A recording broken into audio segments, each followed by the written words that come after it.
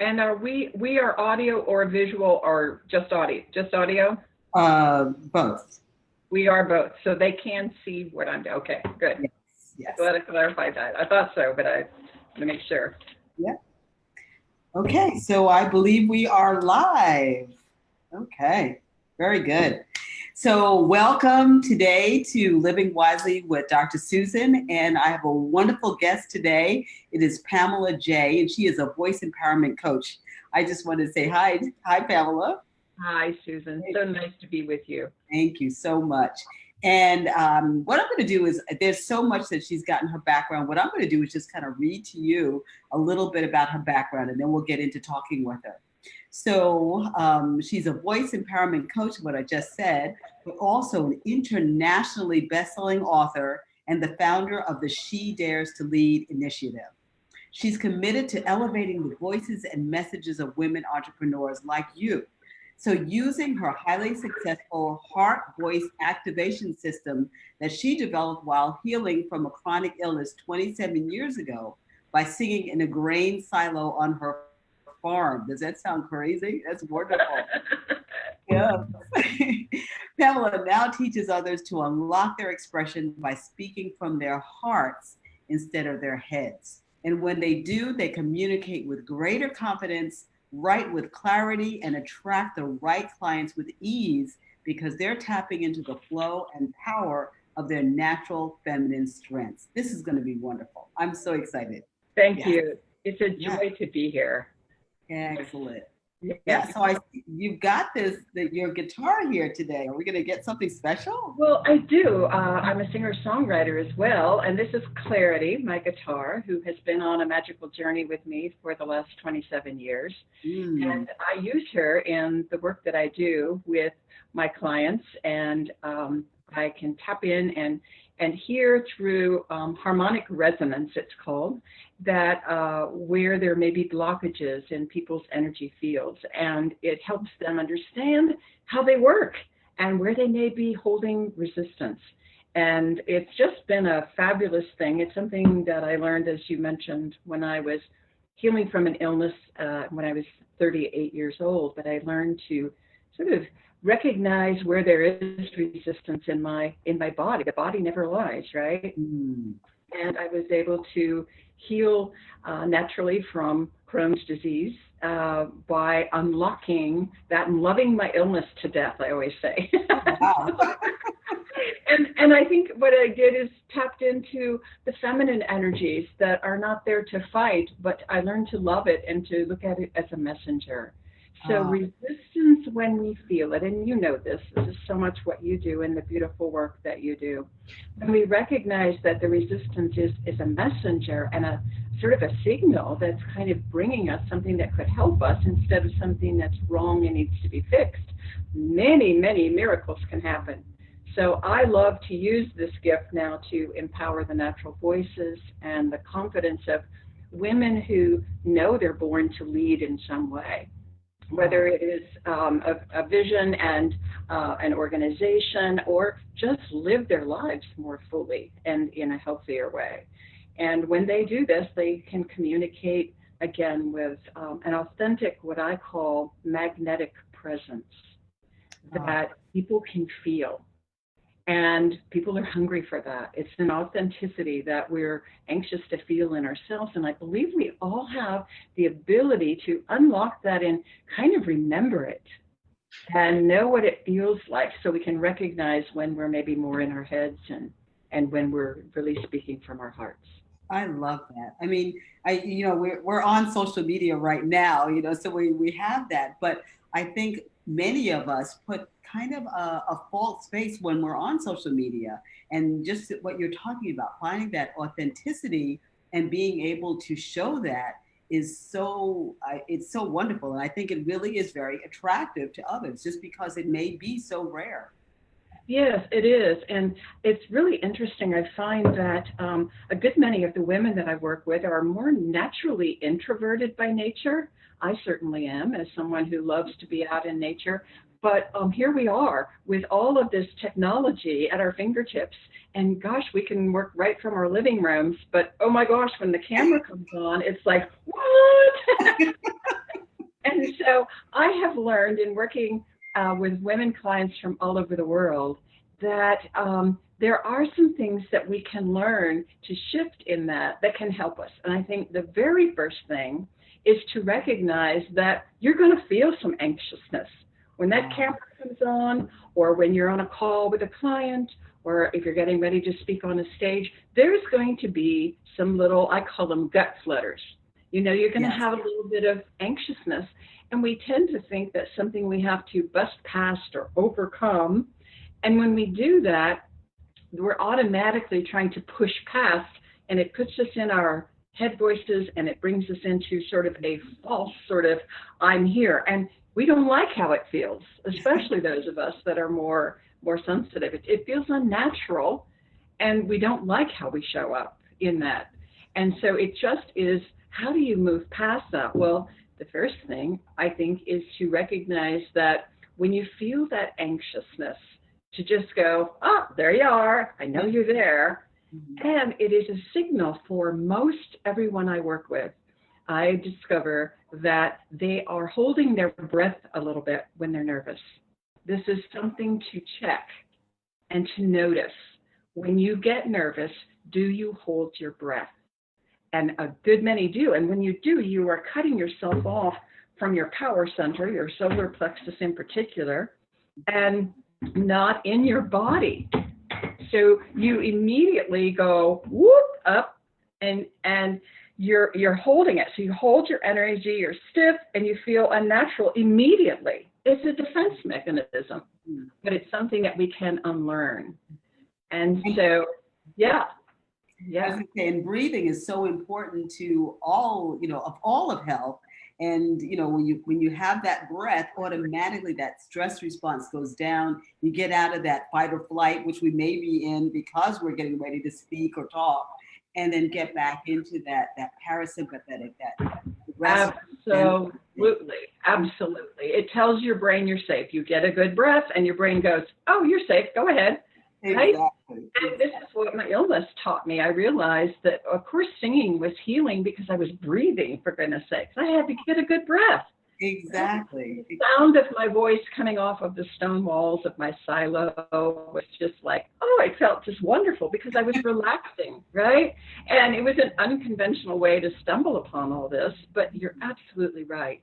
It keeps us in line with the parasympathetic nervous system and allows us to lead ourselves from our feminine energies that are just there to show up with whomever we're there to show up with and not judge ourselves. And that brings me to the second piece.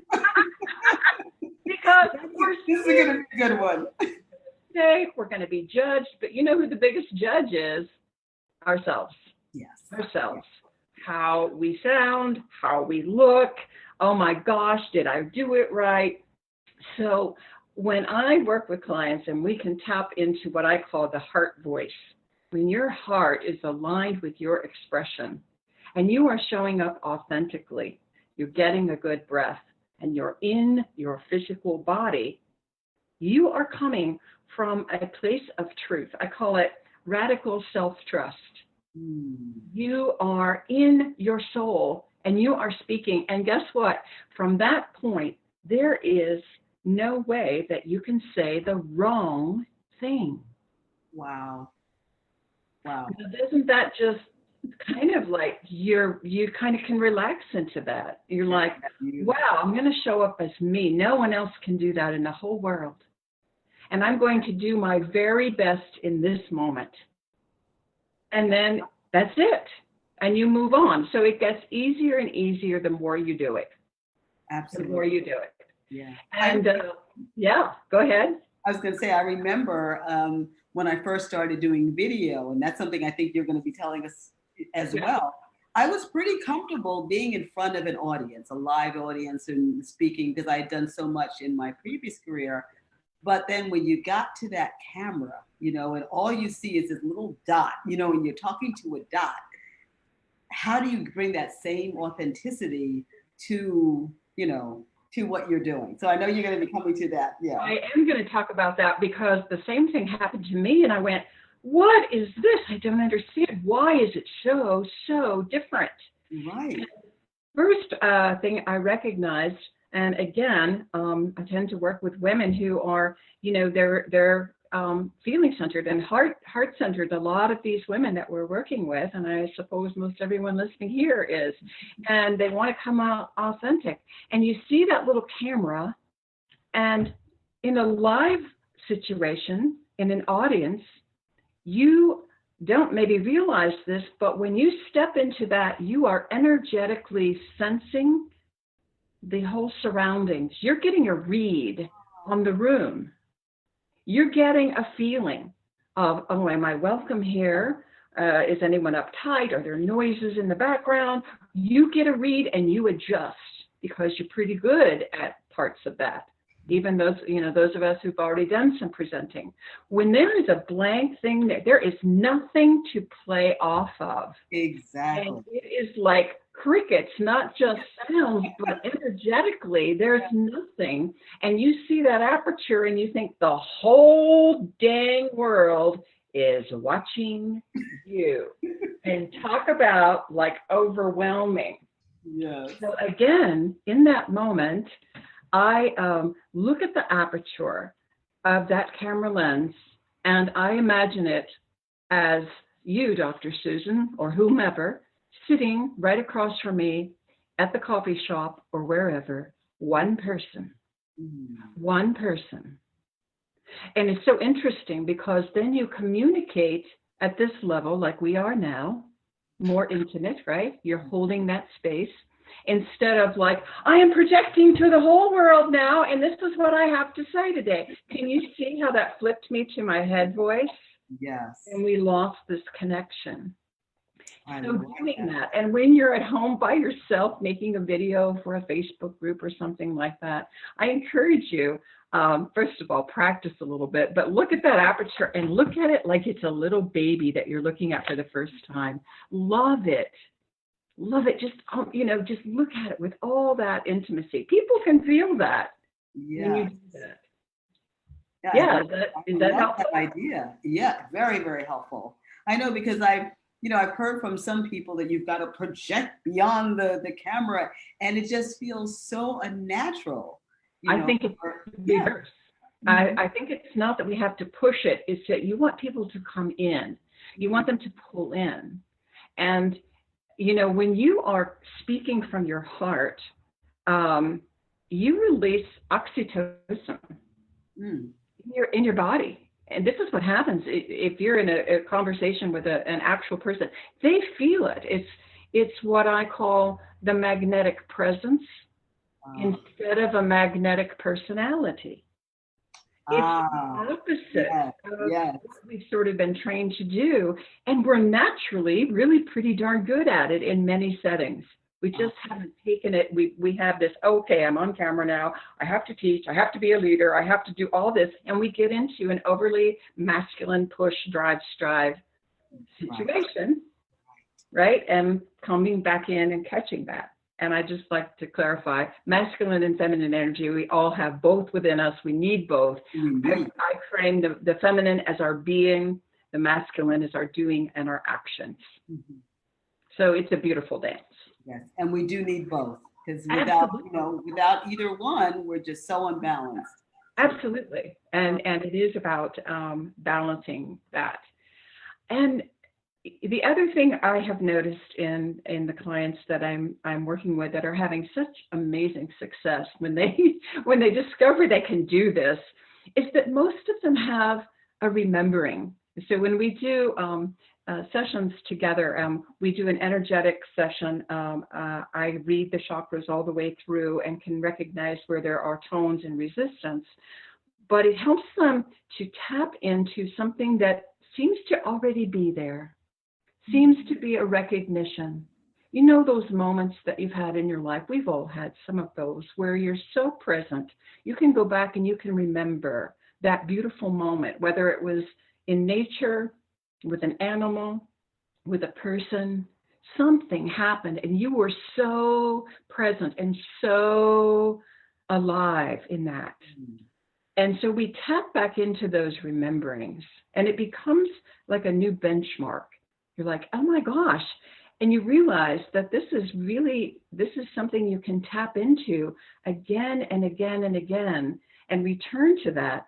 And instead of it just being a memory that you recall in your head, you really create and recreate that feeling in your body.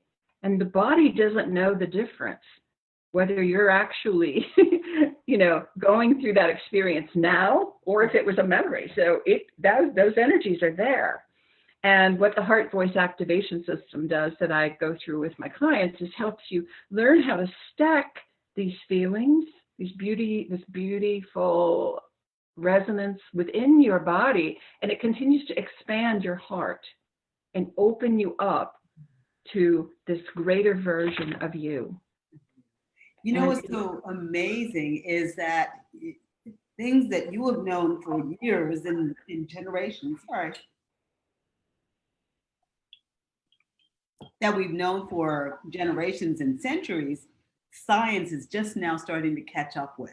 Oh, it is. And realizing that our heart may be the control of almost everything going on in our bodies. It is. Brain, everything. Everything. And I just love that. And I'm just over the moon excited about this because, as you can imagine, it's a 38-year-old farm wife with 2 little boys. I had no idea it's like I couldn't even talk about it, right? Well, this is what happened to me. It's like, but now I know how I can begin to teach others now, and they're having such amazing results. The Heart Math Institute is a very, very great example of some of the work that has been done to make it very clear that this is what's happening. And so the heart, and I call it the heart voice is what I call it, but the heart itself is a brain. And Heart Math is saying it's the heart brain that we activate. There are over 40,000 that they know of, right? Sensory neurites in the heart that sense and feel. So this is what I'm talking about when I'm saying we're stacking those energies here. And what it does when you do that sort of visualization is you're giving your brilliant brain something else to do, right? Instead of worry or try to figure it out or try to project and be, something that you're not. And you come into this authenticity. So even doing this motion right here can help to activate that heart. I'm glad you brought that up. That's so beautiful. It is. It's amazing. And it's I have to laugh, as a physician, that we're just now scientifically seeing all this and being able to prove these things that others knew, as I mentioned, centuries ago. Absolutely, centuries ago. Now, my greatest teacher is Mother Nature. I learned a lot of this in nature. In fact, for my 60th birthday, I took a journey and went off to the mountains of North Carolina. I lived in Indiana at the time, but I went off to build a tree house in the mountains of North Carolina. I had no idea I was going to stay there for 2.5 years. But I went to intentionally study what Mother Nature could teach me about the art of feminine leadership. And when you watch her, the path of least resistance, oh my gosh, it's everywhere. It is all around us. And certainly, yes, the ancients knew this. The Native Americans, they understood this. I mean, it's amazing. And we're just now sort of tapping into that and going, oh, yes.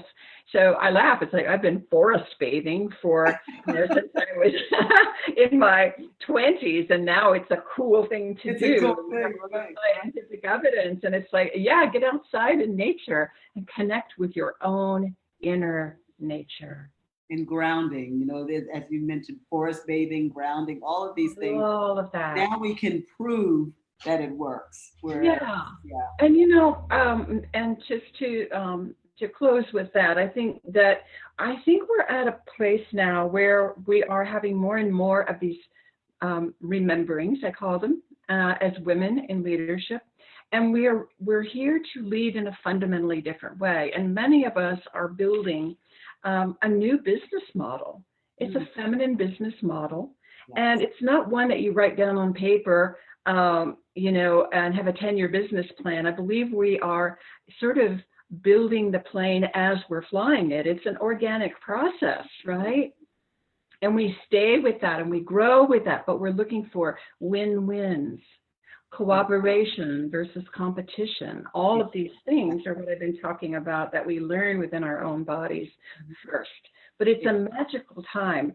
And the women I'm working with, it's so interesting to recognize that the lower chakras below the heart, which are the receiving chakras, by the way, the solar plexus, the sacral, and the root chakras are oftentimes the ones that have the least amount of energy in them. And we're very open and very spiritually connected often up here. But I think our work in the world is to ground these energies in, be an instrument of peace, be that vehicle, be that tree, whatever way you want to look at it, right? Just be in that. Bring these energies into whatever we are here to do and express from that place.